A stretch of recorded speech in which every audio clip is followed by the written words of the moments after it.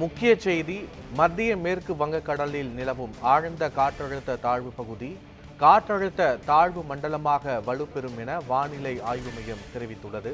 இது தொடர்பான முழுமையான விவரங்களோடு எமது செய்தியாளர் லக்ஷ்மணன் இணைகிறார். லக்ஷ்மணன், முழு விவரங்கள் என்ன?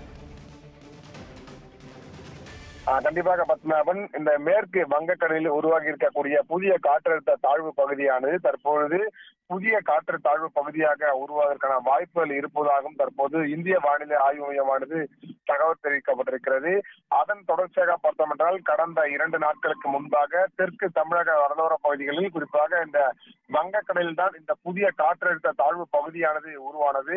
அதன் தொடர்ச்சியாக பார்த்தோம் என்றால் இந்த காற்றழுத்த தாழ்வு பகுதியின் நகர்வானது மிகவுமே மெதுவாக நகர்ந்து வருவதால் ஓரிரு பகுதிகளில் மட்டுமே இந்த மழையானது பெய்து வருகிறது. அந்த வகையில் நேற்று முதலே பார்த்தோம் என்றால் இந்த புதிய காற்றழுத்த தாழ்வு பகுதியான நகர்வானது சற்று அதிகரித்துள்ளதாலும் அதன் எதிரொலியாக தான் கடலோர மாவட்டங்கள் மற்றும் இந்த சென்னை புறநகர் பகுதிகள் முழுவதுமே கடந்த ஒரு 2 நாட்களாக மழையின் பாதிப்பானது சற்று அதிகரித்து காணப்பட்டு வருகிறது.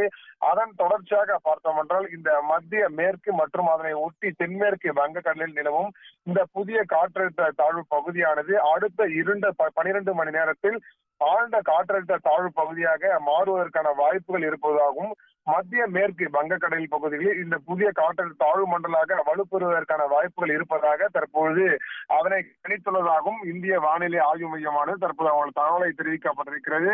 குறிப்பாக இந்த புதியதாக உருவாக்கப்பட்டிருக்கக்கூடிய இந்த காற்றழுத்த தாழ்வு பகுதியானது கடந்த ஒரு 3 நாட்களாகவே இந்த கடலோர பகுதிகளில் மட்டுமே தனது பயணத்தை தொடங்கி வருகிறது. அதன் தொடர்ச்சியாக கடந்த ஒரு 2 நாட்களுக்கு முன்பாகவே இந்திய வானிலை ஆய்வு மையமானது ஒரு கணிப்பை தெரிவித்திருந்தது. அதில் என்னவென்று பார்த்தால் மட்டுமே இந்த கடலோர பகுதிகளில் இருந்து தமிழக கடலோர பகுதிகள் மூலம் தொடர்ந்து இந்த ஆந்திரா பகுதிகளில் இது கரையை கடப்பதற்கான வாய்ப்புகள் இருப்பதாகவும் குறிப்பாக இந்த புதிய காற்றழுத்த தாழ்வு பகுதி உருவான அடுத்த 24 மணி நேரம் மற்றும் அதிகபட்சமாக 48 மணி நேரத்தில் 2 நாட்களுக்குள் இது கரையை கடப்பதற்கான அதிகபட்ச வாய்ப்புகள் இருப்பதாக கூறப்பட்டிருந்த நிலையில் ஆனால் தற்போது இந்த புதிய காற்றழுத்த தாழ்வு பகுதியானது உருவாகி தற்போது 3 நாட்களுக்கு மேலாகவும் கடந்து 4வது நாட்களாக தனது பயணத்தை தொடங்கி வருகிறது.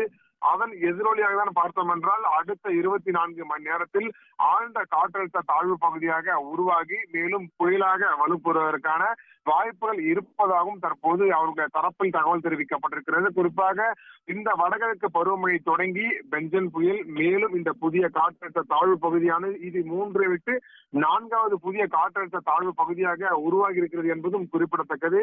அதன் தொடர்ச்சியாக இந்த வடகிழக்கு பருவமழை தொடங்கி மட்டுமே 4 புதிய காற்றழுத்த தாழ்வு பகுதியானது இந்த வருடம் தான் நிலவி கொண்டு வருவதாகவும் அதன் எதிரொலியாக இந்த வருடம் அதாவது கடந்த வருடத்தை விட இந்த வருடம் மழையின் பாதிப்பானது சற்று அதிகரித்து வருவதாகவும் தற்போது கூறப்பட்டிருக்கிறது. அதன் எதிரொலியாக தான் இந்த ஆழ்ந்த காற்றழுத்த தாழ்வு பகுதியானது மேலும் அடுத்த 24 மணி நேரத்திற்குள் ஆழ்ந்த காற்றழுத்த தாழ்வு பகுதியாக வலுப்பெற்று மேலும் அதற்கு பிறகு புயலாக வலுப்பெறுவதற்கான வாய்ப்புகள் இருப்பதாக இந்திய வானிலை ஆய்வுமானது தற்போது தகவல் தெரிவிக்கப்பட்டிருக்கிறது. பத்மநாபன், வானிலை நிலவரம் தொடர்பான முழுமையான விவரங்களுக்கு நன்றி லக்ஷ்மணன்.